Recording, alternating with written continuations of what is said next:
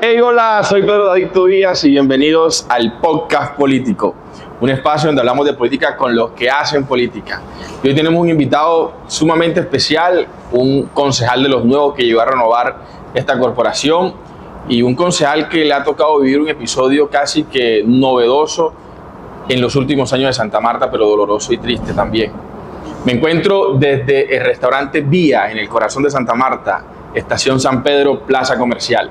Desde aquí hoy grabamos nuestro episodio 28, porque el 27 Electricaribe lo dañó, la empresa de aire en uno de sus brincos de luz le dañó la producción del podcast 27 a nuestro equipo, así que ese fue el podcast que nunca fue el número 27.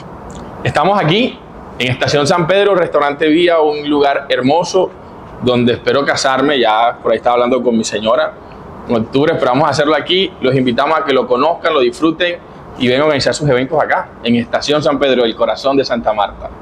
Y estoy, para entrar en materia, con un concejal que llegó al Consejo de Santa Marta dentro de esa oleada de nuevos concejales, llegó por el partido ADA, entró como en la segunda votación, está en el equipo que hace mayoría en el gobierno, al gobierno distrital, le ha tocado vivir atentados, le ha tocado sobrellevar la carga y el peso de denunciar y ser acosado y perseguido por eso.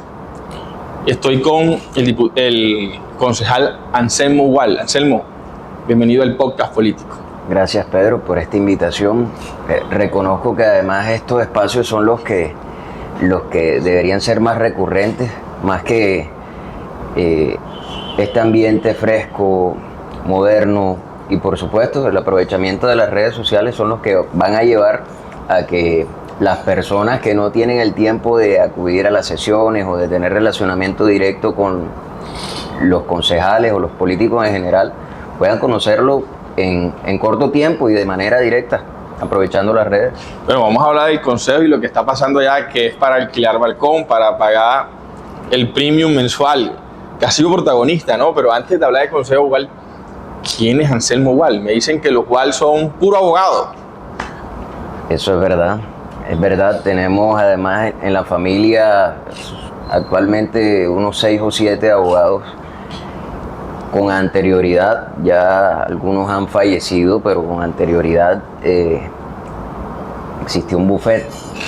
Mis tíos y mi papá tenían su oficina en el centro histórico, lugar en donde vivieron por muchos años, pero luego lo volvieron una oficina y por supuesto eso tal vez ha sido, esa profesión ha sido con la que se ha identificado el apellido.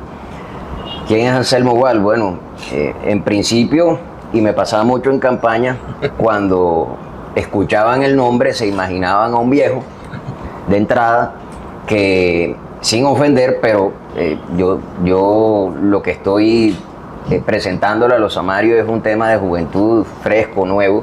Entonces era un poquito el choque por eso en el inicio de ese relacionamiento. Anselmo Gual es un pelado que nació en Juan 23, ese es mi barrio. Posteriormente se mudó a Villa Marbella, también viví unos años en Villa Marbella.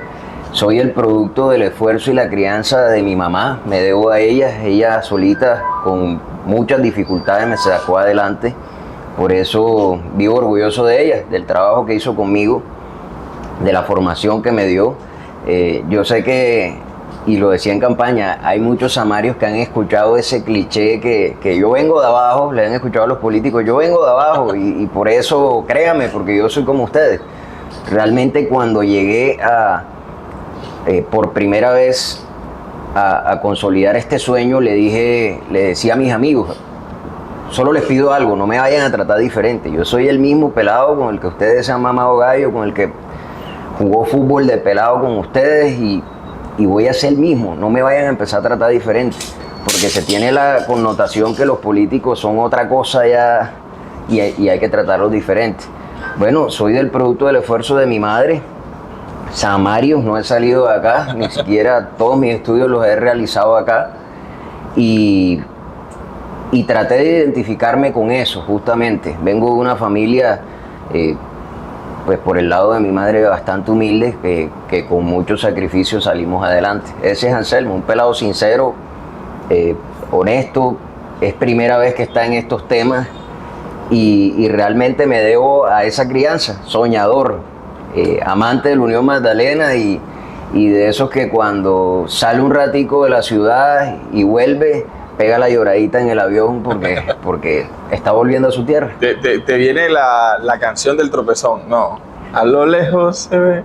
A mí me pega más duro la perla. Sí. Ya en varias oportunidades le he tratado de decir a Carlos Vives que nos debe ese video. El video de Dar la Perla, total. Esperemos que por los 500 años nos pueda complacer con eso. Bueno, ahí hay una tarea, ¿no? Van a condecorar al de Dayan Díaz. Creo que la corporación también debería hacerle esa petición al Samario más significativo que tiene Santa Marta ante el mundo, ¿no? Así es, Eso puede ser y te lo ha demostrado con actos, ¿no? Sí, claro. Él sí ama la tierra donde nació. Oye, ve aquí, ¿cómo nace esa idea tuya de ser concejal? ¿De quién fue el producto? ¿Fue tuya o fue del equipo? Como que, bueno, dijiste, no, voy a ser concejal de Santa Marta, o yo quiero ser alcalde, pero hay que ser concejal primero. ¿Cómo fue ese proceso de génesis de tu candidatura hoy credencial en el Consejo de Santa Marta? Bueno, lo primero es que la política en mí nunca ha sido ajena. Desde antes de cumplir los 18 años vengo participando en diferentes campañas políticas. Me las conozco todas: alcaldía, gobernación, congreso, consejo, asamblea. Y así había acaparado un grupo de amigos, a la familia, en decirles, ven, yo creo en este candidato, ayúdame que yo creo en las propuestas de él, yo creo que podemos hacer algo, yo creo que podemos trabajar con él. Y durante 12 años, pidiendo para otros, hubo un momento que, de cara a estas elecciones, en un tema muy informal, la verdad, un integrante de la familia me pregunta, bueno, ¿y por qué y este año, como a quién vamos a apoyar en las próximas elecciones? Y yo de manera jocosa dije, bueno, a mí. En serio, esta vez sí es, ya llegó la hora. Y yo, un poco expectante de lo que pensaban, dije, bueno, a mí, ¿y qué tal? ¿Qué tal que sí? Bueno, sí, esta vez vamos a trabajarle a eso, vamos a ver qué pasa. Eso sin tener forma, digamos, en el proyecto, no había medido la inmensidad de lo que es una campaña política cuando uno es el candidato. Entonces, en conjunto con mi mamá, con mi esposa, empezamos a darle forma a esto, ubicando a algunos amigos, y el tema gustó. Bueno, ¿y por qué no? Nos parece una buena coyuntura. Mi mamá, por supuesto, ha visto que yo desde temprana edad empecé a cuestionarme sobre la falta de oportunidades en políticas de los jóvenes. Siempre los mismos. Por eso cada vez que salía un outsider, que le llaman ahora, entonces mi causa se orientaba hacia allá. Por eso desde allí, esa fue la génesis para que la candidatura pasara de una idea a precisamente una candidatura. Precisamente esa candidatura te llevó al Consejo, tu votación fue la segunda. Llegas al Consejo de Santa Marta y comienzas a hacer unas denuncias, comienzas a liderar esas banderas difíciles que a veces nadie quiere liderar y que son necesarias. Y ¡pum! Eres, creo yo, si mi memoria no me falla, desde que estoy en Santa Marta, de 2015 para acá, el primer concejal que le hace un atentado a bala. Quiero preguntarte por tu situación de seguridad, Anselmo. ¿Cómo ha vivido tu familia? ¿Cómo has vivido ese episodio? ¿Qué se ha hecho? ¿Cómo está tu seguridad? ¿Qué ha pasado desde ese momento que incluso desde Magdalena Joven, de diferentes organizaciones, exigimos que las autoridades te garantizaran tu vida? Bueno, fue un choque muy duro porque uno llegaba con todo ese ímpetu al consejo de proponer, de tratar de trabajar realmente, y se encuentra uno con este tipo de situaciones que lo que hacen es desmotivarte, que lo que hacen es aterrizarte. Deja de soñar tanto, que aquí las cosas no son como tú pensabas. Sí, creo que no hay antecedentes en el consejo sobre lo que me ocurrió, pero fue porque empecé a tocar fibras de manera muy directa. A mí siempre en los barrios me cuestionaban, pero es ¿por qué los concejales no hacen esto? ¿Por qué las denuncias? Si todo el mundo sabe, para el caso en concreto de las ollas de expendio de drogas, todo el mundo sabe que dicha casa en tal barrio es una olla de expendio de drogas. ¿Por qué nadie denuncia eso? Bueno, resulta que yo me tomé a la tarea de realizar esas denuncias y, por ponerte un ejemplo, el jueves 5 de la tarde hago el primer señalamiento con la comunidad, con la policía. A las 8 de la noche, que ya estaba en mi casa, tenía el primer mensaje amenazando. Fue ese choque entre el ímpetu de querer hacer, de querer trabajar, y chocarte con esas cosas no son así, espérate un momento. Sin embargo, cuando lo puse en conocimiento de las autoridades fue curioso, porque yo lo hice en una citación que realicé desde el Consejo el 29 de enero, para el debate de seguridad lo cité el 6 de febrero. Pero entonces mira cómo son las cosas. Yo hago un despliegue de toda la problemática de inseguridad en Santa Marta. ¿Qué citación hice? Cité al comandante de la Policía Metropolitana, cité al coronel Verdugo, que es el secretario de Seguridad y Convivencia, al secretario de Gobierno. Cité además a Migración Colombia, que hace parte de la problemática, porque en los 3 sucesos que he tenido he identificado que hay personas de nacionalidad extranjera que había en condición irregular, que había también que ponerlo en conocimiento de la autoridad competente. Y cité al director seccional de Fiscalía. Todo esto para que se viera articulado y la problemática se tratara de manera integral. Hice un despliegue de donde identificaba las dificultades de cada una de las instituciones y de las problemáticas, y cerrando, mira tú esto, cerrando el debate, lo comenté. Muestra de la inseguridad en Santa Marta es que yo estoy recibiendo amenazas que si yo me siento inseguro como concejal, ¿cómo se sentirán los ciudadanos que no tienen tal dignidad, tal cargo o lo que sea? El de a pie, que le llaman, que yo no me despego de eso. Y toda la prensa dio un vuelco desconociendo absolutamente todo el debate, y se concentraron fue en el concejal está recibiendo amenazas. Así es. Entonces, para la familia fue muy duro, atendiendo a la pregunta, fue muy duro. Yo soy el hijo único de mi mamá. Además, tengo escasos 3 años de haberme casado con mi esposa.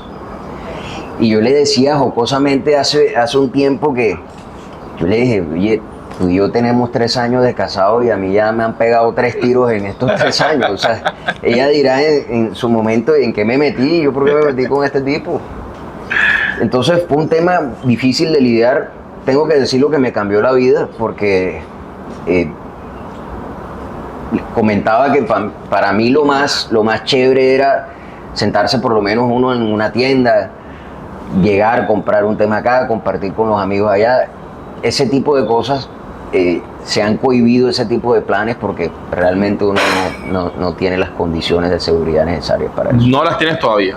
Bueno, vía judicial logré la implementación de un esquema de seguridad. No fue nada fácil. Las instituciones se niegan hasta lo último. Y bueno, hoy día me hicieron ya la implementación mediante un acto administrativo, pero realmente la peor pérdida que uno tiene es la pérdida de la tranquilidad. Eso no se recupera ni con 100 escoltas ni con nada de eso. Total. Igual, bueno, estás casado con una cienaguera. Así es. También de vínculos políticos, ¿no?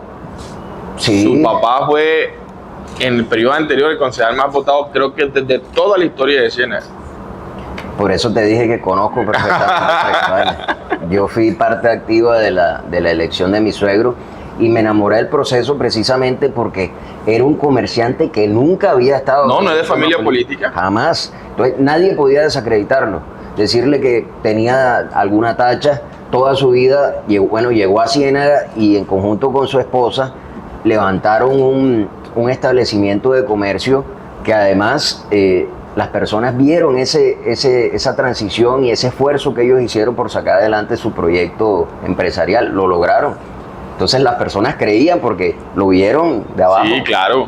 No, creo que si no estoy mal, el más votado de la historia de Ciénaga del Consejo. Así es. Nadie ha alcanzado tantos votos. Nada. Lo revisamos incluso en la elección pasada. Nada, no ha habido nadie todavía que supere. Y eso que él compitió junto, por ejemplo, con Carlos Padilla, sí, que le metió creo que 5 veces más dinero que ustedes a la campaña. Pero bueno, después hablamos de Ciénaga con tu cuñado, pero bueno, tenemos que tenerlo aquí en el podcast. Okay. Oye, ¿cómo va el Consejo de Santa Marta? El inicio fue turbulento. Hubo muchos comentarios que decían que que Anselmo Ubal estaba metido en las mayorías, que no quería a Chema en la presidencia. Arranquemos por el inicio, o sea, hablemos de esas mayorías que se crearon desde el proceso de elección de ustedes, porque una fecha fue la de usted y otra fecha fue la del alcalde. Así es. Ahí hubo 2 momentos. Un concejal en el recinto está denunciando que hay concejales que fueron a pedir puestos, que se sentaron con el candidato de la otra línea, que hicieron promesas, que juraron bandera. O sea, ¿cómo fue todo ese proceso, Walter? Bueno, si algo he logrado yo en el Consejo hasta ahora es constituir seriedad. Yo soy de una sola cara. Realmente, como tú lo enuncias en este momento, fueron 2 momentos. Hasta tanto al alcalde Carlos Pinedo no le habían entregado la credencial, se estaba moviendo todo, el tema del consejo estaba clarísimo, ¿no? Y se estaba moviendo todo en virtud de el que hasta ese momento era el alcalde, o así lo dictaba todos los parámetros jurídicos y electorales. Por supuesto, empezó la dinámica de los electos a moverse y en esa consolidación de que era un consejo tan renovado, por supuesto, empezaron a sonar nombres que no generaban rechazo, entre esos el mío. Yo, a diferencia de algunos, porque no conozco las realidades de cada quien en específico, pues uno cuenta, una mayoría en el consejo debe ser más de 10, ¿no? Yo asumo eso. No conozco la realidad de los otros 9 o de los otros 11, de los otros 10 que digo, pero yo nunca me senté con nadie.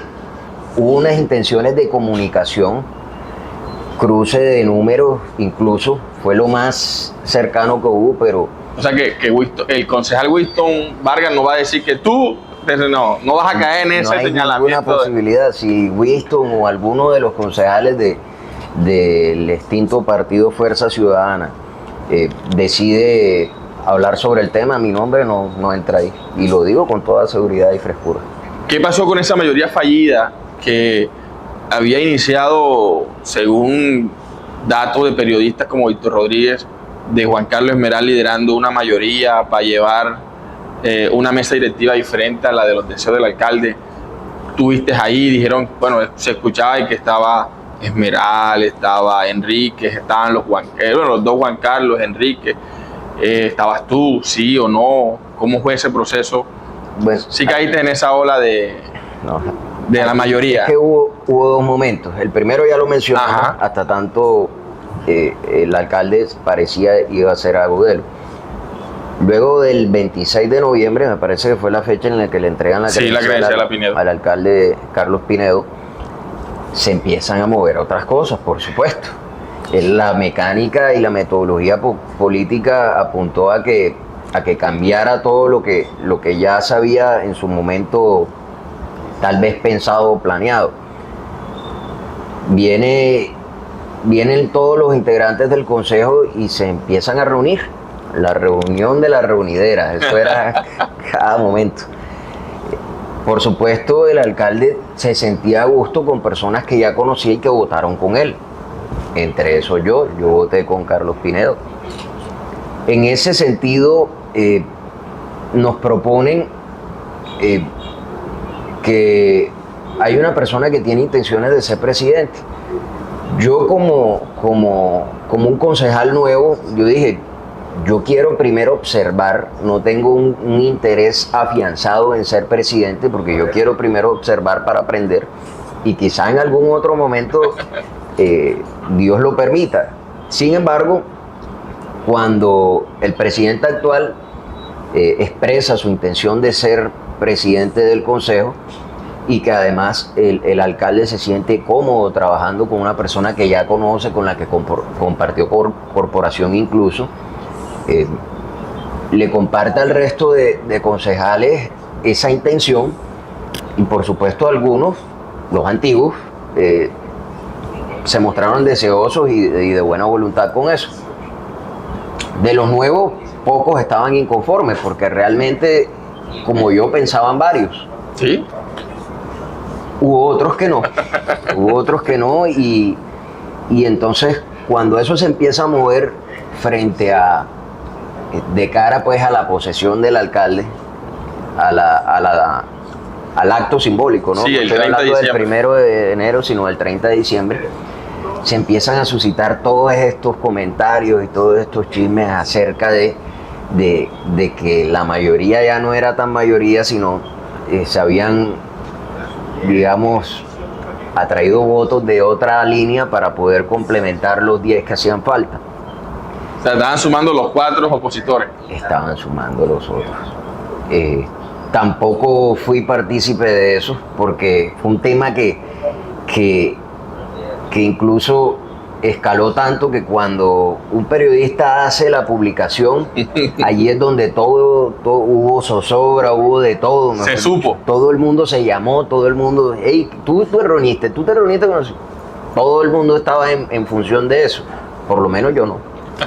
Entonces, O sea, igual no va a salir en las declaraciones. Ni en el primero ni en el segundo. O sea, no vas a estar en boca de nadie por lo menos. Oye, ¿y cómo ha sido tú estos seis meses con Chema? ¿Cómo ha sido la dinámica brevemente del consejo? Voy a partir de lo general a lo particular.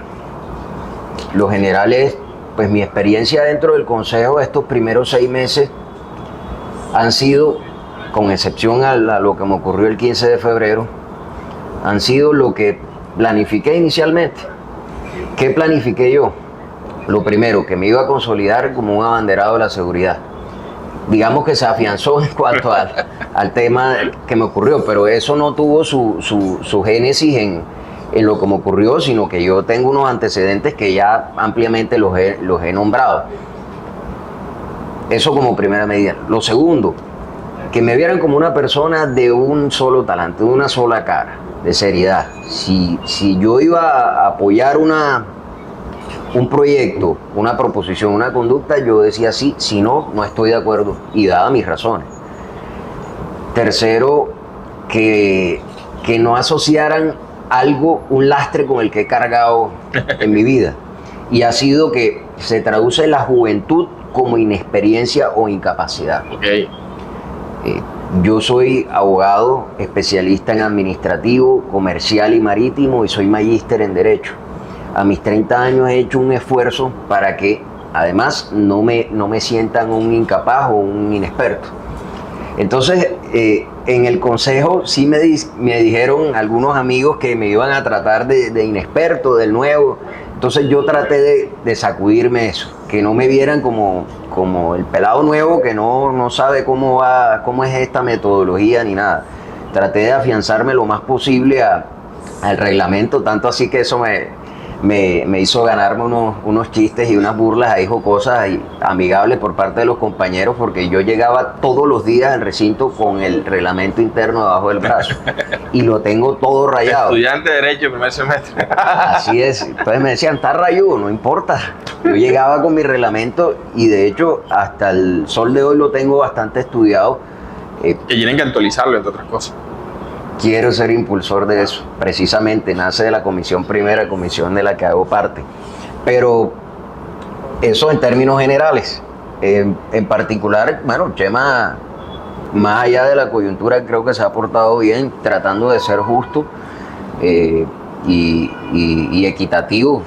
Lidiar una mayoría en donde la mayoría son nuevos no es fácil. Y lidiar un consejo donde hay un mono. También. Que es bastante complejo. También, ¿no? él tiene que estar, digamos, revestirse de paciencia, de dinamismo y de, por supuesto, mucha tranquilidad. ¿Crees en el plan de desarrollo que aprobaste? Sí, creo en él porque estuve en el proceso. Yo asistí a muchas de las mesas en las cuales se estaban conformando el plan de desarrollo. ¿Y sabes qué me gustó? Me gustó que las agremiaciones, los sectores, los líderes se afanaban porque el consejo los escuchara, por radicar un oficio, porque fueran citados al consejo. Eso con anterioridad no estaba tan afianzado. Se preocuparon por ser incluidos en el plan de desarrollo. Entonces creo que hay mucha inclusión, eso es lo que reina ahí. ¿Qué crees o qué esperas, más bien, qué esperas, qué te gustaría que se aprobara ese plan de desarrollo? Que se aprobara, que se realizara. Que se realizara, ¿sabes? Que se realizara el plan de desarrollo. Pues lo ideal sería que todo, pero como no vamos a ser soñadores, le voy a apuntar únicamente a dos. ¿A qué? El agua, pero sin tanta parafernalia, sin tanto protocolo. Que las soluciones. Ya, algo. Si no es total, que sea parcial. Los técnicos ya dirán, pero sin ser pesimistas, hasta qué punto se puede avanzar en eso. Pero es que ya han aprobado varias veces un proyecto y todavía no se hace nada. Agua. ¿Y segundo? Seguridad. Seguridad. Tiene que ser. No podría ser diferente. ¿Cómo ves la ciudad de los 500 años? Bueno, veo una ciudad expectante, esperanzada. Veo una ciudad que requiere proyectos. Veo una ciudad que por fin deberá disipar esos odios y esas divisiones en las que estamos inmersos. El Samario no era así. Le decía a mi esposa que había identificado que el Samario lleva ahora una predisposición, una intolerancia que se nota en la calle. Tú sales y te das cuenta que la persona está de mal genio, está predispuesta al problema. Sí, uno siente el ambiente como pesado de pelea, la cosa. Entonces, antes todo era, ya no pasó nada. No, ya ahora nada. El tema es ya para adelante. Entonces, creo que en medida que este tema de los 500 años le restemos el tema de fiesta y el tema de exaltaciones y empecemos realmente a dignificar lo que significan 500 años y que nos sintamos seguros de que si vamos a cumplir 500 años, hay otras ciudades que han avanzado muchísimo más y que es vergonzoso que estemos en el estado en el que estamos. Barranquilla con 200 y pico años. Así, de esa manera, vamos a poder sentir más amor por la ciudad. Te voy a decir, mi eslogan de campaña, y no solo de campaña, de proyecto, se llama Santa Marta, mi amor. Mi amor. Mi amor. Como coqueteando ahí. Y es producto de la creatividad, del amor que siento por la ciudad, y no le quise poner tanta vaina en cuanto a... ¿Tú te acuerdas hace ya unos años que el tema de marketing no era un tema tan afianzado como ahora? ¿Te acuerdas los eslogans de los políticos? El hombre no sé qué, el de tal cosa. O sea, bueno, yo dije, yo jamás y nunca quiero un tema así. Yo de verdad no sé cuántos habrán utilizado eso, pero yo sí dije que no quería algo así. Oye, Wal, tenemos un segmento final del podcast y es preguntarte por 3 personas para que las defines en una frase. Ok, manda para ver. Te voy a comenzar con la más fácil. Ajá. Carlos Caicedo. Definición. Definición, un nombre, una palabra, ¿cómo lo define? Corta. Bueno, creo que cumplió su ciclo. Ya está bueno. Rafael Martínez. Más de lo mismo. Creería que si lo hace bien o mal, esta debería ser su última incursión política. El presidente de la corporación. ¿Quién Mamoso? Dice que ya esta es su último periodo en el consejo. Dice que ya no, pero no desde mi percepción. Él mismo dice que no quiere ser más concejal. ¿Será que es candidato a la alcaldía, no?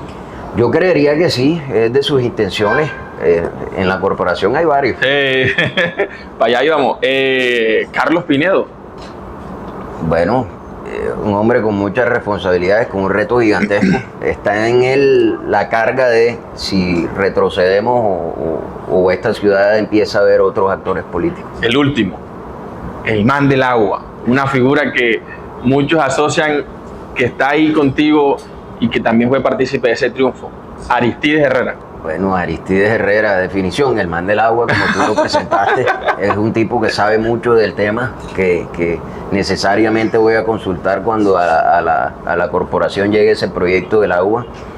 Gran amigo, ahorita distanciado de los temas políticos, está concentrado en su tema nacional, del orden nacional, y por supuesto mi cariño para él.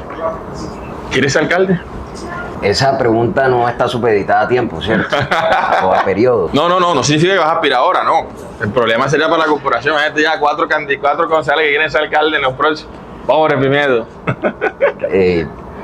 Es un sueño que sí permite cambiar vidas. Cuando inicié este tema de ser concejal, yo les decía a las personas que desde el consejo no se cambian vidas en su gran mayoría, porque además no depende de uno solo, depende de la coadyuvancia de por lo menos 9 más para que tus proyectos, tus proposiciones salgan adelante. Yo creo que desde la alcaldía sí se pueden cambiar vidas. Es un sueño y nadie pelea en contra de los sueños, que además quiero de Dios darme su bendición, quiero llevarlo a una realidad, ese proyecto Santa Marta, mi amor, de la mano de mi familia, de mi esposa, de mi mamá, de la familia completa y de las personas que nos acompañen. Pero ya será Dios y los amarios quienes digan en qué tiempo uno puede estar listo para eso. O sea que sí. Sí, no lo descarto, pero no soy de esos intransigentes que se vuelven terco, no tengo afán. Es mi primera incursión en la vida pública, no tengo afán. Gracias, concejal, por estar en el podcast político.